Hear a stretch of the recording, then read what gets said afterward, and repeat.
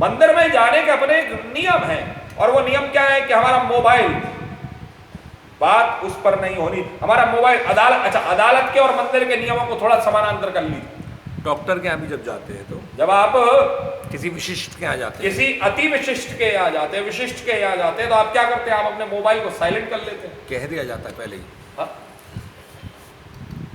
जरा विचार करिए। मैं तो महाराज जी मंदिर की बात कर रहा हूं कि मंदिर हमारे यहाँ तो जो विशिष्ट है वो इनको ही अति विशिष्ट जो मानते हैं। वीआईपी लोग, हाँ ये भी बात सही है महाराज जी, हमारे बड़ा अच्छा वो क्या व्यवहार करते हैं जब उनको, मेरा कहने का तात्पर्य ये है, जिनके यहाँ जब हम विशिष्ट के यहाँ जा रहे हैं, हमको ये कह दिया जा रहा है, और वो विशिष्ट किस प्रकार का व्यवहार करते हैं जब किसी देवालय में आते हैं, तो किसी भी देवालय में, वो अति नॉट ओनली विशिष्ट इन जो मन का होते विषय हैं, वो जो अति विशिष्ट होते हैं, किसी भी देवालय में जाते हैं उनका मोबाइल किसी दूसरे के पास होता है, और वो भी लगभग साइलेंट की टोन पर रहता है। कहने का अभिप्राय, आज हमको और आपको, ये हमारे शर्ट के बटन खुले हुए हैं, हम मंदिर जा रहे हैं, शर्ट के बटन खुले हुए हैं, और ऊपर से लेकर के नीचे तक शर्ट के बटन खुले हुए हैं, और स्थिति क्या है कि हम सलमान खान बने हुए हैं। हमारे यहाँ पर वो जो है टोपी लगी हुई है, पानी की बोतल हाथ में लेकर के हम, क्षमा कीजिए, आप पानी की, झूठे पानी की बोतल है, उस पानी की बोतल को आप बाहर किसी गुरुद्वारे में ले जाके देखिए, गुरुद्वारे में बाहर ही रखवा दे, चर्च में बाहर ही रखवा दी जाती है। ये जो है इसमें मस्जिद वगैरह में बोतल अंदर अलाउड नहीं है। ऐसे ही ये चश्मा जो है वो यूं लगा करके ये से ऐसे यूं आ जाएगा, ऐसे ये बालों की भी सेटिंग हो जाएगी।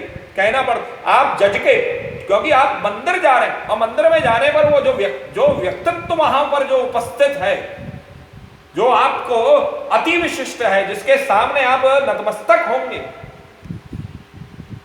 वह मंदिर में अति विशिष्ट है। और जब वह अति विशिष्ट है तो उसके सामने जाने की मर्यादा है। ये सब नियम नहीं है। अदालत में आप जैसे रहे, आप किसी अति विशिष्ट व्यक्ति के सामने क्या आप सारे शर्ट के बटन खोल करके सलमान खान बन करके जा सकते हैं? नहीं जा सकते। सलमान खान के सामने सलमान खान बनकर ही जा सकते। आप तो ये भी बात सही है, सलमान खान के सामने भी सलमान खान बन के नहीं जा सकते। तो हम लोग आज कहीं ना कहीं भूल गए। हमने इन कथाओं, ये कथाएं जो हैं, ये कथाएं हमें उन सब चीजों का ज्ञान कराती है। ये कथाएं हमको चिंतन कराती हैं कि फल भेद क्या है। मंदिरों में जाने पर भी व्यक्ति को मंदिर में जाने का फल नहीं मिलता। ये तो धन्यवाद दीजिए हमारे ऋषि मुनियों का, हमारे धर्मशास्त्रों का, हमारे वेद का, जिसने हमको और आपको ये कह दिया कि आप ईश्वर के सामने साथ में कैसा भी संबंध स्थापित कर सकते हैं। और वेद ने और उपनिषदकारों ने तो यह भी कह दिया, वेद ने और उपनिषदकारों ने तो यह भी कह दिया कि आप ईश्वर के साथ एक सखा जैसा, like a friend, don't like a mother, don't like a father, teacher, गुरु, माता, पिता, इनकी तरीके से आप व्यवहार मत रखिए। अब तो आप केवल भगवान के साथ में एक मित्रवत समाचरित, मित्र के समान आचरण कर लीजिए। और मित्र से कभी भी कुछ भी छिपाया नहीं जाता है। मित्र से कभी भी कुछ नहीं छिपाया जाता। अरे इसको तो आप अपनी सखी बना लीजिए, सखा बना लीजिए, कुछ भी जो आप बनाना चाहें सो आप बना लीजिए। ये तो मंदिर में जाने पर भी यहां पर बड़ा सुंदर कहा गया, बोले श्रवणस्य विभेदेन फल भेदोत्र संस्थिता।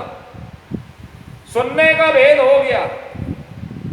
इन्होंने भी कथा सुनी, उन्होंने भी कथा सुनी, लेकिन तो हम भी कथा सुनते हैं और हमारे भी भेद हो जाता है। हम कथा में जाते तो हैं लेकिन कथा सुनते नहीं है। अगर हम कथा सुन रहे होते, अगर हम कथा का जो है चर्चा हमारे कानों में पड़ती, शब्द, कान का काम है शब्द को ग्रहण करना। कान ने शब्द तो ग्रहण किया लेकिन उस शब्द को आचरण में नहीं धारण कर पाया। ज्ञान, और जब ज्ञान शब्द को आचरण में धारण नहीं कर पाया तो हमारा यह कथा सुनना बेकार। यही चीज उस समय भी हुई। धुंधकारी तो चला गया स्वर्ग में। और आज भी वर्तमान समय में जरा विचार करिए कि क्या हो रहा है। क्या हम कथाओं को सुन रहे हैं? तो ये ऐसी कथा पुनः श्रावण मास में पुनः ये ऐसी कथा दोबारा से सुनाई गई, और श्रावण मास में ये गौकर्ण जी महाराज ने पुनः इस कथा को श्रवण कराया, और क्षण भर में सभी श्रोताओं को भगवान की कृपा से कथा के पश्चात श्याम वर्ण रेशमी पीतांबरी और किरीट और कुंडल आदि से विभूषित भगवान की कृपा ने कर दिया, और सब लोग विमानों पर चले। यहां तक कि चांडाल आदि जीव भी, उस गांव के कुत्ते और चांडाल, जरा विचार करिए, कथा यह परिवर्तन करती है। अरे आपके घर का वातावरण आपके घर के जीव का परिवर्तन कर देगा। अगर आपके घर में वातावरण भगवत भक्ति का है तो आपका कुत्ता भी बैठने लगेगा। हाँ, ऐसी बात है, कुत्ता भी परिवर्तित हो जाएगा। यहां पर स्पष्ट कह दिया है, बोले तद ग्रामे ये स्थिता जीवा, उस गांव में जितने भी जीव थे, पशु पक्षी कुत्ते चांडाल आदि, सबने जिसने कथा उद्भाव से सुनी। कथा परिवर्तन करती है। कथा आज के समय में मनोरंजन, आज के समय में जैसे हम लोगों ने कथाओं को मनोरंजन का साधन बना लिया है, क्षमा कीजिए, कथा मनोरंजन का साधन नहीं है, कथा जीवन को परिवर्तन करने का माध्यम है। ये वह समय है जिस समय हमको ये ध्यान रखना चाहिए कि हम जिसकी कथा सुन रहे हैं उसका स्मरण करें, उसका आचरण करें। ये कथा बड़ी पवित्र है, और यदि इसका श्राद्ध के समय पाठ किया जाए तो इससे पितृगणों को बड़ी प्राप्ति होती है। इससे पितृगणों, बोले सप्ताह, बोले अब 7 दिनों की विधि सुनिए बात। ये तो मैं कथा की विधि बताऊंगा कि कथा की 7 दिनों की विधि क्या है, जरा सुनिए, प्रेम से सुनिए कि कथा की 7 दिन की विधि क्या है। बोले कथा पहले तो 6 महीने की जानी चाहिए। कथा आरंभ करने के लिए भाद्रपद मास, आश्विन, कार्तिक, मार्गशीर्ष, आषाढ़ और श्रावण, बोले ये 6 महीने श्रोताओं के लिए मोक्ष प्राप्ति के कारण हैं। आपको मोक्ष चाहिए? बोले हाँ चाहिए। तो मोक्ष प्राप्ति अगर आपको करनी है तो पहले महीनों का, बोले महीने कौन कौन से? बोले भाद्रपद मास, आश्विन, कार्तिक, मार्गशीर्ष, आषाढ़ और श्रावण। यह महीनों में अगर कथा सुनी जाती है और कही जाती है तो निश्चित ही श्रोता को मोक्ष की प्राप्ति होती है। और इन महीनों में भी सारे कुयोगों को सर्वथा त्याग देना चाहिए। देश देशांतर में यह संवाद भेजना चाहिए कि अब हम कथा कर रहे हैं, भैया आप सब लोग पधारिए। जो स्त्रियां, अब देखिए यहां पर ये कथा केवल ऐसा नहीं है कि हमारे घर गृहस्थी के ही लोगों के लिए, बोले जो स्त्री आदि, जो शूद्र आदि, अर्थात भगवान की कथा शूद्र और स्त्री सबके लिए कही गई है। भगवत कथा से संकीर्तन से दूर पड़ गए उन सबको, उनको भी सूचना हो जाए तो ऐसा प्रबंध करना चाहिए। जो खास तौर पर वैष्णव हैं, जो भगवान के भक्त हैं, उनको तो अवश्य ही निश्चित ही यह निमंत्रण पत्र उनके नाम से भेजना चाहिए। और लिखने की विधि भी बताई गई है। जरा विचार करिए, कथा में आपको निमंत्रण पत्र किस प्रकार से भेजना है वह भी इसमें बताया गया है। बोले क्या? जरा विचार करिए।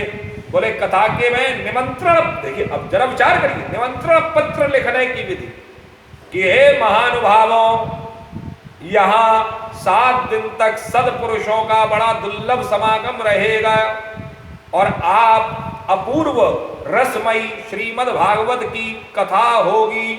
आप लोग भगवत रस के रसिक हैं, अतः श्री भागवत अमृत का पान करने के लिए प्रेम पूर्वक शीघ्र ही पधारने की कृपा करें।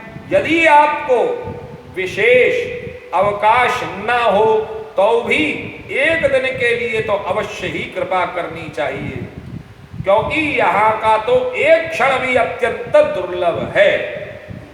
इस प्रकार से बताइए। अब हमारे यहां पर तो लिखने की विधि दी गई है, और कथा का श्रवण किसी तीर्थ में, वन में अथवा अपने घर में भी अच्छा माना गया, और कहीं लंबा चौड़ा स्थान हो, मैदान हो तो और भी अच्छा। लेकिन कथा प्रारंभ होने से पहले भूमि का शोधन, मार्जन, लेपन, रंग बिरंगी धातुओं से चौक पूरे, ये सारी कथा की व्यवस्था बताए। ये व्यवस्था हमारे और आपके जीवन की व्यवस्था है। हमारा और आपके जीवन की व्यवस्था है कथा मंडल, कथा मंडल की व्यवस्था, कथा मंडप की व्यवस्था हमारे और आपके जीवन की व्यवस्था है। इसमें देखिए, जरा विचार करिए, इसमें क्या कहा जा रहा है। इनमें पहले तो जो 6 महीने बताए गए हैं, इन 6 महीनों में आप विशेष तौर पर अनुष्ठान करिए। चलिए अब आते हैं विषय पर कि हम इन 6 महीनों में कथा करें। बोले हाँ करिए। तो बोले क्या करना चाहिए? इन 6 महीनों में आप विशेष अनुष्ठान करिए। अच्छा, भाद्रपद मास किसका महीना है? जरा विचार करिए। भादों का महीना भगवान श्री कृष्ण का महीना है। बलराम जी महाराज का जन्म भादों में हुआ है। बलदेव छठ भगवान श्री कृष्ण का भादों में हुआ जन्माष्टमी। जरा विचार करिए, बहुत सारे इसमें जन्म हुए भादों में। आप लोग, अच्छा आप लोग दिमाग लगाइए, आप लोग दिमाग लगाइए। आप लोग मुझे भेजिए कि भाद्रपद मास में 2 तो जन्म मैंने बता दिए, बाकी और एक आध और आप बताइए। ये भादों के महीने में, भाद्रपद मास में अति विशिष्ट मास कहा गया है, और भागवत कथा के लिए तो सर्वोत्तम मास कहा गया पहले नंबर पे। बोले क्या मास कहा गया है? कि नभस्याश्विनो जोच मार्गशीर्षा शुचिर्नभः। बोले नभस्य अर्थात भाद्रपद मास। जरा विचार करिए, भाद्रपद मास भगवान कृष्ण का मास है। इस भगवान श्री कृष्ण के मास में 2 जन्म मैंने बताए हैं, बाकी के जन्म आप बताइए। एक भगवान श्री कृष्ण का जन्म हुआ है, और एक भगवान श्री बलदेव जी महाराज का जन्म हुआ। बलदेव षष्ठी को भगवान पधारे। बोले इस महीने में क्या कर? बोले कथा करें। हाँ करो कथा। बोले क्या करें कथा में? बोले कथा में आप अपने जीवन में पहले तो अनुष्ठान की व्यवस्था की। अब कथा नहीं कर सकते हैं तो क्या करें? तो बोले राधा जी का। कौन बोला ये? ज्योति जी। हाँ ज्योति, हाँ राधा जी का जन्म हुआ। बहुत सुंदर, राधा जन्म, राधा जी का भी जन्म हुआ इसमें। जरा विचार करें। तो यहां पर भाद्रपद मास मतलब भद्र पुरुषों का महीना कहा गया। भद्र पुरुषों का महीना, और भद्र पुरुषों का जो महीना कहा गया है, तो भद्र पुरुषों का, भद्र कहते हैं अच्छे, उनका महीना है ये भाद्रपद मास। अच्छे लोगों का महीना है भाद्रपद। बड़ा सुंदर, बोले अच्छा प्रदान करने वाला महीना है ये, अच्छी चीजों को देने वाला महीना है ये महीना इतना सुंदर महीना है कि इस महीने में हमको अच्छे चीजें, भद्र चीजें, बढ़िया चीजें हमको प्राप्त होती। और इस महीनों में, अच्छा आश्विन मास को क्यों कहा गया? भाद्रपद मास अच्छे लोगों का महीना, अच्छी वस्तुओं को प्राप्त करने का महीना। जरा विचार करिए। अभी थैंक यू कहने से काम नहीं चलेगा, अभी और भी बहुत सारी चीजें हैं उसमें। भाद्रपद मास में केवल 3 का जन्म ही प्रमुख नहीं है, और भी कई सारी चीजें बताइएगा ज्योति जी। तो यहां पर बड़ा सुंदर कहा गया। बोले आश्विन को एक और नाम दिया। आश्विन किसका महीना है? आश्विन है हमारे पितरों का महीना। जरा विचार कीजिए, आश्विन है हमारे पितरों का महीना। तो जो हम पितरों के लिए हम कर्म करते हैं, 15 दिन क्वार, और ये जो है आश्विन और मास जो है वो पितरों का महीना, पितरों का ही महीना है तिवारी जी, है पक्की बताए ना, पितृपक्ष पड़ता है ना उसमें। और पितृपक्ष के बाद में एक और बड़ा सुंदर उसमें आते हैं, तो आश्विन महीने की विशेषता बताइए कि आश्विन महीने की विशेष, और आपको अपने आप पता लगता चला जाएगा कि ये कथाओं के लिए यही महीने क्यों दिए गए। थोड़ा सा अगर आप अपना स्वाध्याय करेंगे तो मुझे बताने की जरूरत नहीं है, इन्हीं महीनों में कथा कराने की व्यवस्था क्यों कही गई है।